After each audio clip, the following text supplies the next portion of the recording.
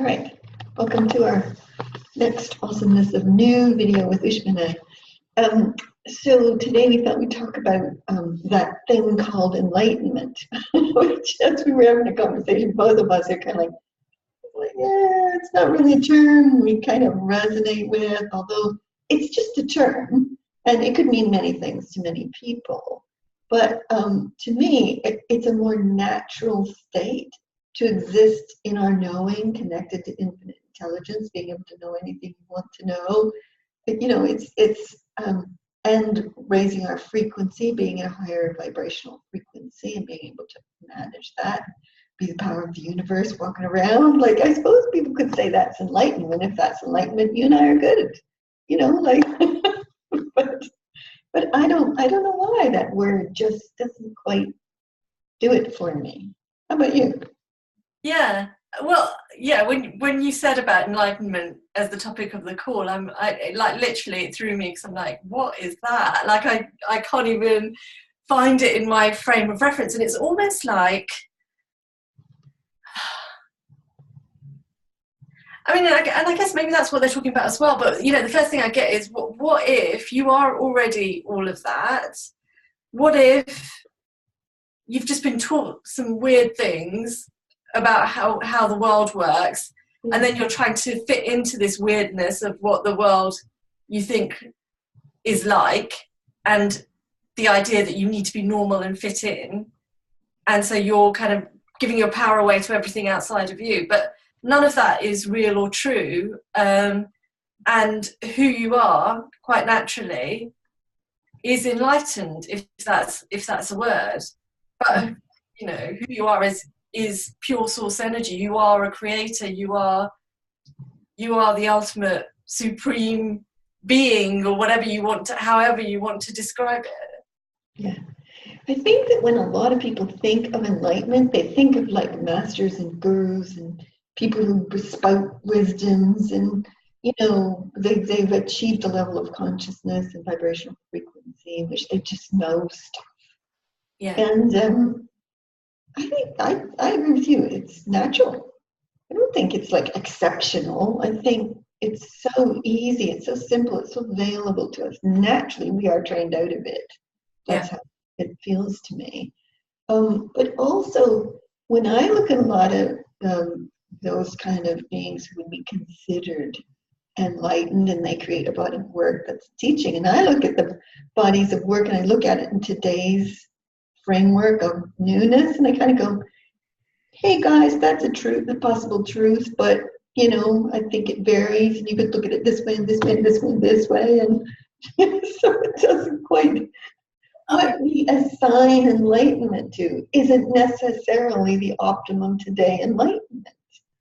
Do you know what it is? Oh, sorry, carry on. Well, people tend to relate to that stuff like, oh, so-and-so spouted this truth 1,000 years ago, and it's the truth. And no, I don't think that's true, because for me, in my quest, in my journey and adventure of becoming and with consciousness, it's a constant opening up to more new and different new and other perspectives. And you look back and you go, oh, I thought that was the optimal. Oh, it was just here. Okay, now we're here, now we're here, now we're here, now we're here. You know, it's like, is there any place of truth to get to? Or can you just sit in your knowing in the moment, connected to infinite intelligence, being the source, and knowing everything there is to know in that moment? That to me would be my definition of it.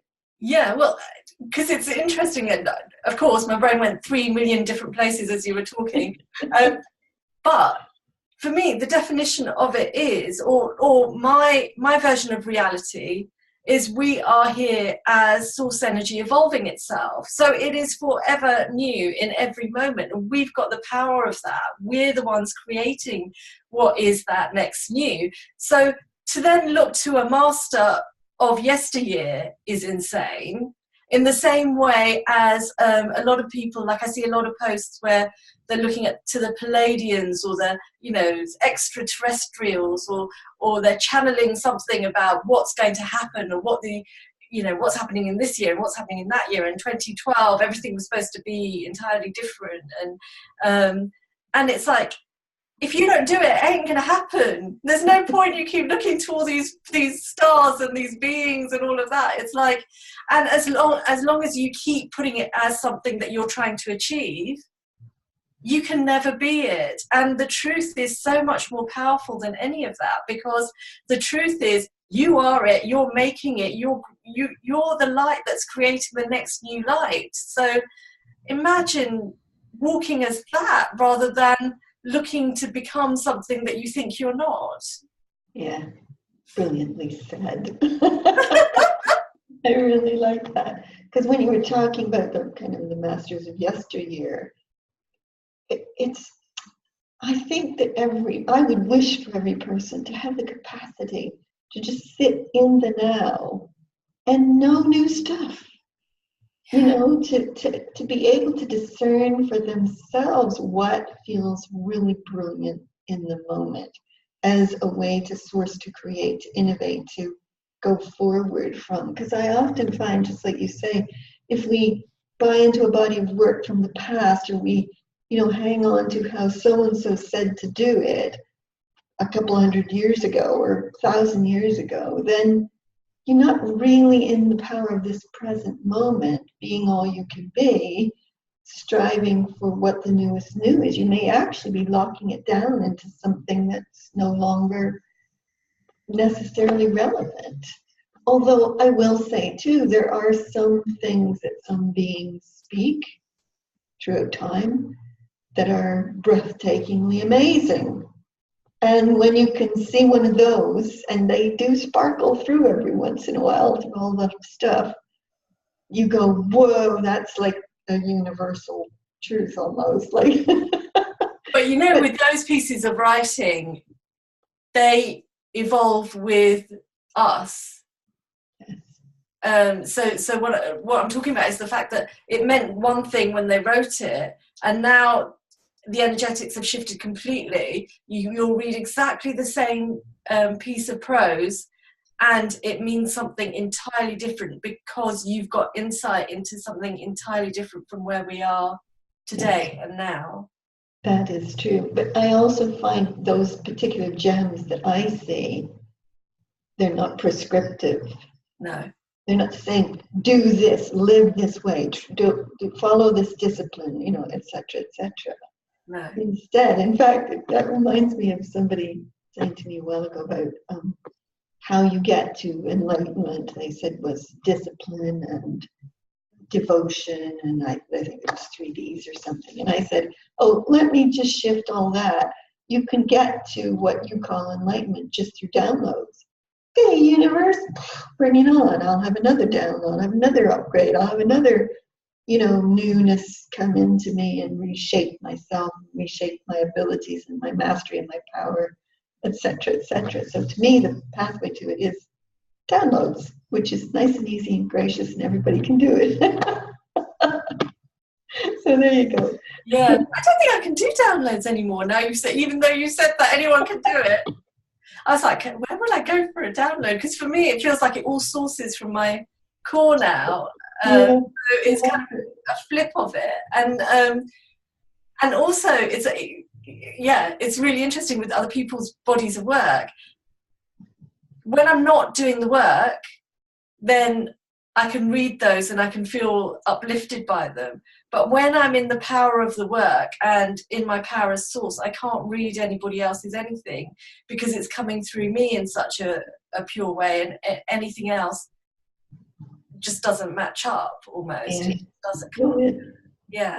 Absolutely brilliant. You're absolutely right. I still can do downloads. Yeah.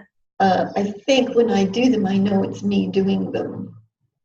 So it's not like so, because I relate a lot to. Okay, I can do that. Okay, I can do that. I'm like, who am I downloading from? Oh, I'm downloading from me. I can do that. Okay, I know how to do that. Yeah. I also get that there's an upload as well. You are sourcing. You are the source. You are it all. Therefore, you know, you can reshape yourself in any way you want to and remake us into a whole new race of beings who are enlightened.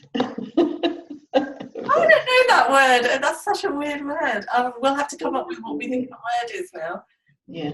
Well, when I say that, you'll have to, because I'm rubbish at that. Well, infinite beings, connected to infinite intelligence, all-knowing, anything you want, the source beings, the power of us as sourcing, the newest, the latest, wisdom's the latest way to look at. I don't even like the term wisdoms anymore, by the way. It all feels too boxed up and prescriptive. So there you go. Limitless, infinite, everything. Perfect. Okay, that's it for today. The awesomeness of new. Enjoy our conversation. Bye, everybody.